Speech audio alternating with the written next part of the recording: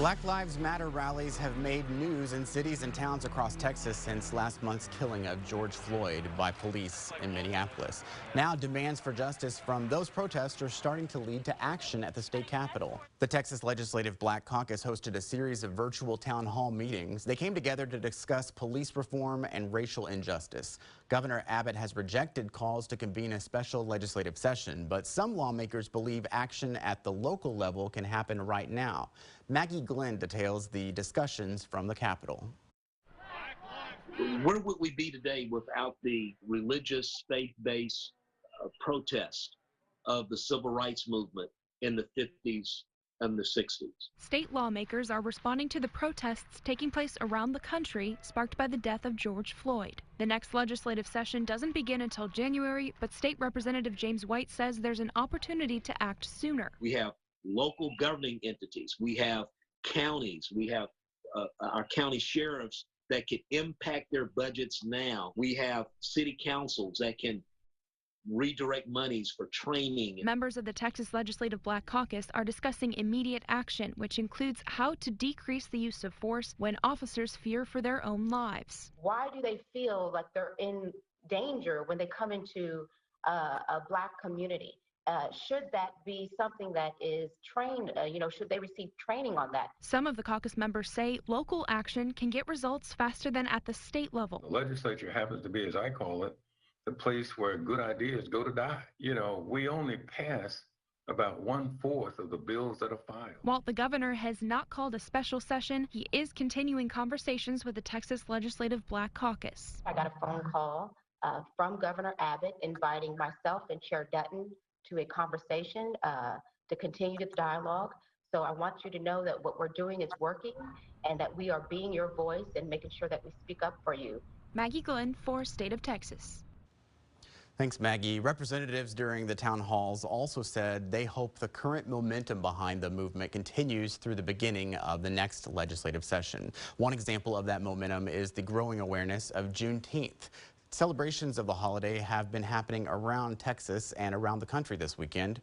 Many events have been online due to the coronavirus. Juneteenth marks the date in 1865 when enslaved African Americans in Texas learned they were free.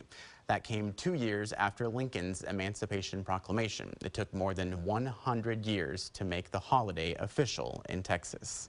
In 1979, Houston Democratic State Representative Al Edwards introduced the bill that made June 19th a state holiday in Texas. The bill faced strong opposition, but Edwards worked to win support across the aisle and pushed it through. The Juneteenth bill was his signature achievement as a lawmaker. The Houston Democrat served in the Texas legislature until 2011. Edwards died in April at the age of 83. He was buried last month at the Texas State Cemetery in Austin. Instead of flowers, his children asked people to donate to what they called Dad's favorite cause, the education of Juneteenth and the story of emancipation. Despite starting in Texas, several other states also recognize Juneteenth as a holiday. Now, in the wake of national protests after George Floyd's killing, more businesses marked the holiday for the first time this year. J.P. Morgan Chase closed Chase Bank branches early in observance of Juneteenth. Target and JCPenney both made Juneteenth a paid holiday. Stores stayed open, but workers received holiday pay. We learned just last week that the National Football League will permanently observe Juneteenth as a holiday every June 19th. The NFL says league offices will be closed each year on that date. The new attention on Juneteenth has one university professor hopeful for even larger recognition. Candy Rodriguez has the story. For Houston-Tillotson University history professor Dr. Theodore Francis, Juneteenth is complex. Juneteenth, we always Celebrating freedom while taking a closer look at the history. There's always these background tensions where we're remembering or kind of memorializing slavery. And with the latest call for justice and equality we see play out on our streets in the wake of George Floyd's death, the national spotlight shines on Juneteenth. I think it's a confluence of many things. Obviously, I think the main factor is the response to the viral video murders of people like Ahmaud Arbery, George Floyd, as well as the news about Breonna Taylor. I believe they came at a time of COVID-19 when everyone's on lockdown and everyone's hanging on to their phones. He also believes the president's move to initially host a rally on Juneteenth played a factor. But Francis says the attention could be useful, potentially leading to Juneteenth becoming a national holiday. But in order for that to happen, it will require some buy-in. For a holiday to have cultural significance and resonance, you need to put more than just words behind it, but you actually have to put what? Funds and material support behind it. Candy Rodriguez for State of Texas. Thanks, Candy. While the move to celebrate Juneteenth grows, the number of public monuments to the Confederacy continues to shrink in Texas. In Houston, workers removed the Spirit of the Confederacy statue from Sam Houston Park. The 112-year-old statue will be housed in the Houston Museum of African American Culture. It's one of 2 Confederate statues removed from public parks in Houston in the past week. And in Denton, county commissioners unanimously agreed to move a Confederate memorial that sits outside the historic county courthouse. It's been there since 1918.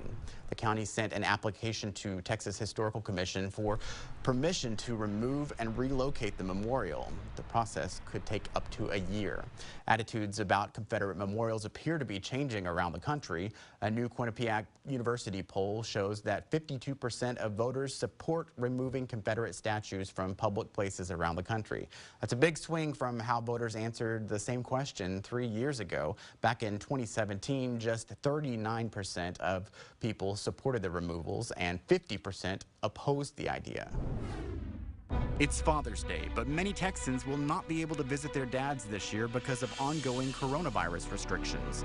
We'll look closer at the state's policy to protect seniors in nursing homes and why it could change in the coming days.